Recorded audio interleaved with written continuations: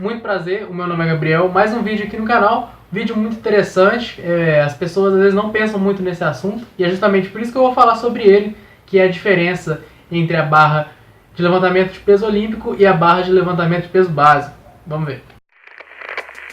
It'll be very challenging whenever you decide that you want to grow, whenever you decide that you want to go to another level, all hell will break loose.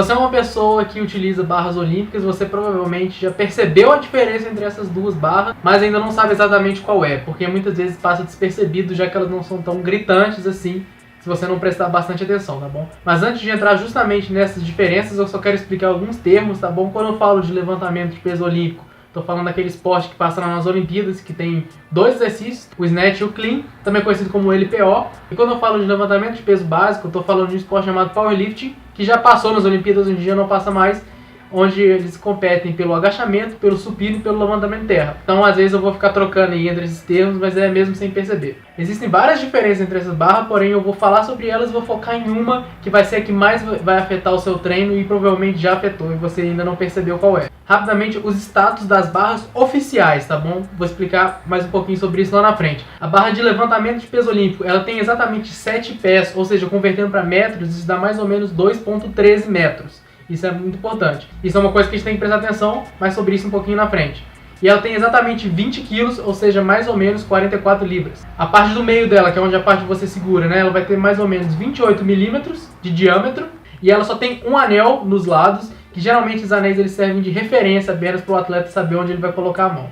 A estriagem dela, né? Ou seja, o knurling, que a gente chama em inglês, que é aquela parte mais rugosa onde você segura, ela geralmente não é tão profunda assim, ela é mais superficial e ela não machuca tanto a mão. E nas competições, as barras oficiais, geralmente você costuma ter estriagem no meio, embora nem todas a que você compra comercialmente tem.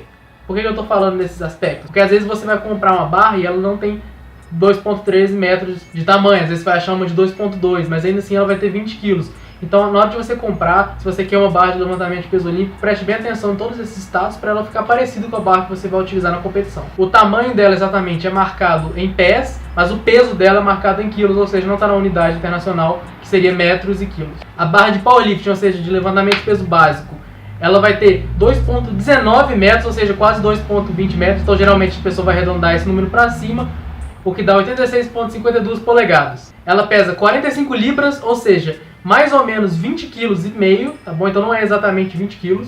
Ela é mais grossa, a parte onde você segura, ela tem 29 milímetros de espessura. Por mais que isso não pareça ser muito, na hora que você segurar e estiver gastando ali a sua pegada que estiver em jogo, você vai perceber que tem uma diferença muito grande. Porém, para compensar, a estriagem dela, a parte rugosa da barra, ela é mais profunda do que a barra de levantamento de peso olímpico. Ela é mais conhecida até por ter machucar a mão das pessoas ou machucar a canela na hora de fazer levantamento de peso terra. Porém, a barra não escorrega na sua mão. Uma outra característica também, que ela sempre tem essa estriagem no meio, ao contrário da barra de levantamento de peso olímpico, que na competição tem, mas é muito difícil achar uma barra à venda que tenha. Essa sempre vai ter, tanto nas barras nas academias e as barras nas competições. E ela tem 2 anéis nas extremidades, que eles podem servir sim de referência, mas eles também servem para ver até onde a pessoa pode colocar a mão na hora de fazer o supino. Afinal de contas tem um limite, tá bom, de pegada. Você não pode esticar o braço quando você quiser, que o exercício fica mais fácil. Então ele tem um limite de pegada e eles usam esses anéis como referência para saber até onde você pode ir. A barra de LPO, você vai achar ela como barra de weightlifting ou barra de levantamento terra. Não sei porque, não me pergunte porque ela tem esse nome se você não faz levantamento terra com ela, tá bom? É simplesmente isso que acontece aqui no Brasil, eles chamam de barra de levantamento terra. E a barra de powerlifting você vai encontrar ela como barra de stiff. Se você quiser olhar lá fora, ela vai chamar Ohio Power Bar. Essas especificidades é uma coisa que eu já percebia, né, ao longo de todos os meus estudos sobre treino de força. Mas se você quiser dar uma olhada de uma forma mais fácil, entra no site da Row Fitness, que é uma loja norte-americana, e vai lá na hora de olhar as barras, eles têm todos os números, e algumas barras são licenciadas, que elas são aprovadas já pelas organizações. E aí você pode só olhar quais barras são aprovadas e ver quais são as especificidades dela. Lembrando que tem uma pequena diferença da barra masculina para a barra feminina. Geralmente, pelo que eu já percebi, as atletas treinam com a barra masculina e competem com a barra feminina, não sei porque também, é simplesmente o que acontece. Então por isso que eu falei, eu uso especificidade só das barras masculinas. Porém não é esse o foco do vídeo, vai ser outro. Vocês perceberam que eu falei que uma barra é um pouquinho maior, outra um pouquinho menor, uma um pouquinho mais grossa e um pouquinho mais fina. Qual que é a diferença que isso tem na hora de fazer o exercício? Obviamente na hora de você segurar a barra é diferente. Quanto maior a superfície, mais você vai exigir do seu antebraço, como eu já falei no vídeo de treino de antebraço. Ou seja, mais difícil fica você segurar na barra, principalmente se tiver muita carga ali, se você for fazer exercícios no chão ou exercício de remada. Se você for fazer exercícios olímpicos, aí mais interessante afina, porque na hora que você tiver que jogar a barra para cima e pegar ela numa posição específica, a barra vai fluir, o movimento vai ser um pouco mais fluido, né? Principalmente porque as mangas, né? Ou seja, as extremidades da barra vão ter uma rotação maior, você vai conseguir entrar na posição tranquilamente. Outra consequência que tem da diferença entre o tamanho e o peso das barras, ou seja, né? O tamanho total e a massa, você já pode perceber isso, você lembra das suas aulas de física, é que isso também muda a densidade da barra. O que vai fazer na hora que você performa exercícios do chão ou de cima de algum bloco, onde os pesos encostam em algum bloco ou não, isso vai ter uma diferença, e é justamente sobre isso que eu quero falar no vídeo, ao que eu percebi comigo e consegui capturar em imagens para poder mostrar aqui para você. Então vamos lá. Esse primeiro vídeo é uma puxada do hack, ou rack pull, que eu acho um nome muito mais legal, feito atrás do corpo, ou seja, na posição hack. Então seria hack, rack pull. E eu quero que você preste atenção não no exercício do peso que eu estou fazendo, no exercício que eu estou fazendo, mas eu quero que você preste bem atenção no que acontece com a barra na hora que eu vou performar o exercício. Vamos lá. Posição, peguei, puxei, a barra subiu tranquilamente, dando uma balançada, tá bom? Coloquei a barra de volta. Vocês podem perceber agora na câmera lenta a distância que a barra vai ter antes de começar a mover da linha azul. Olha a distância que a barra está criando. Mantenha isso em mente. Vamos agora para um outro exercício. Esse já vai ser um block pull, tá bom? Vai ser o mesmo exercício só que com blocos. Subiu e desceu. Agora eu quero que vocês observem novamente a distância da barra, da minha mão no caso, porque o ângulo está meio ruim, da linha azul até a barra sair. Então vamos lá, você pode perceber uma coisa muito interessante, que é o efeito da barra. Quando a barra está presa no rack, ela está presa por dois pontos de apoio que ficam na barra e não no peso. Isso faz com que a barra, antes de você começar o exercício, antes de aplicar qualquer tipo de força, ela possui um leve arqueamento, ela já está assim levemente torta. E na hora que você vai fazer o exercício, na hora que você vai tirar a barra do hack, e aí a diferença entre o hack pull e o block pull é que o começo do movimento já está feito para você. Porque se a barra está em repouso, você tem que colocar ela em movimento, primeiro a barra tem que sair do ponto de apoio. O ponto de apoio no hack é muito menor do que no bloco, e o lugar onde ele está segurando é diferente. Nós vamos lembrar aí agora também novamente, não sei por que eu estou falando tanto disso, nas aulas de física da escola, você vai lembrar de um conceito do braço de alavanca. O que é o conceito de braço de alavanca? É muito simples. É quando você tem um objeto comprido e você aplica força, por exemplo, em um dos cantos, vai fazer com que ele tenha uma tendência de movimento no outro canto, ou seja, se um pouco para baixo, a tendência de movimento é para cima. Quanto maior o braço, mais vai ser o movimento de rotação. Ou seja, onde eu quero chegar falando de física,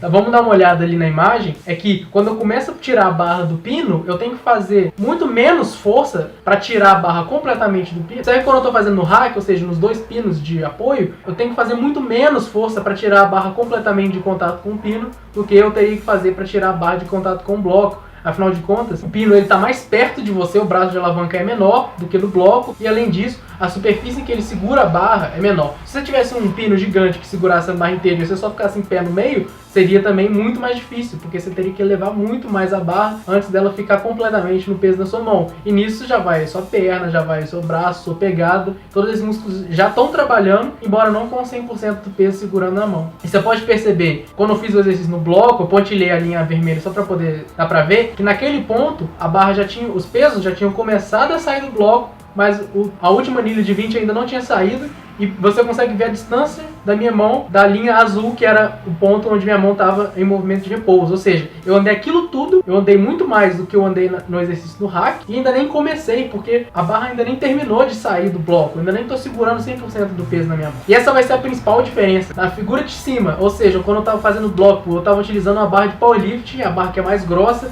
que ela é maior e que ela entorta menos do que a outra barra. E essa vai ser a principal diferença, não só entre as barras, como entre os dois exercícios. Vamos lá. No exercício de cima, eu tenho dois agravantes. Primeiro, que eu estou fazendo exercício no bloco, ou seja, superfície em contato maior, braço de alavanca é maior. Segundo, que eu estou utilizando a barra de powerlift, que é uma barra mais grossa e que entorta menos. No exercício de baixo, você pode perceber que eu estou fazendo exercício no rack, ou seja, o braço de alavanca é menor, mas a superfície de contato também é menor. E eu estou utilizando uma barra de LPO, embora ela não tenha a estreagem no meio, como eu acabei de explicar. Isso faz com que o exercício de cima ele tenha um grau de dificuldade muito maior do que o de baixo. No caso, realizar um bloco com a barra de powerlift, ou a barra de stiff aqui no Brasil, ou realizar o rack pull numa barra de LPO. Por que algumas academias têm umas barras e outras não? Sinceramente, depende do investimento que o dono da academia vai fazer, depende do objetivo, tá bom? Essa academia, por mais incrível que pareça, ela tinha uma barra de LPO, mas os pesos não eram ideais para realizar o exercício no chão.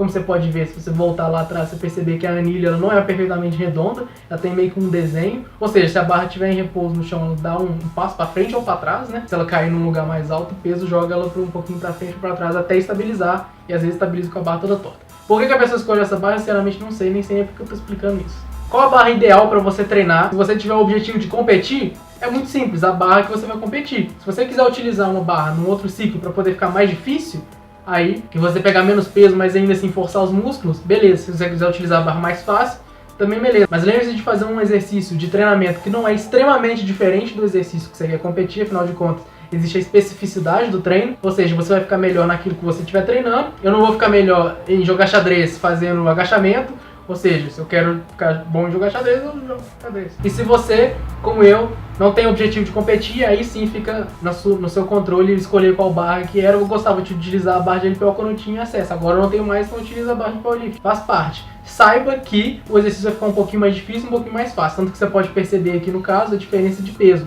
Um exercício de baixo, onde eu estou realizando o rack pull, você pode perceber que eu estou pegando mais carga do que onde eu estou realizando o bloco, por mais que a distância do peso no chão, se você colocar uma régua entre o peso no chão, a distância é a mesma, mas um é mais fácil do que o outro, por causa do exercício, por causa da barra. E aí fica esse vídeo explicando justamente a diferença entre esses dois exercícios que pouca gente sabe e essas duas barras que também pouca gente sabe. Então se você aprendeu alguma coisa nesse vídeo, aquele comentário aqui embaixo, aquele joinha, me segue lá no Instagram se você ainda não me seguir, e também se inscreve no canal se você ainda não é inscrito, e se você assistiu até aqui, muito obrigado.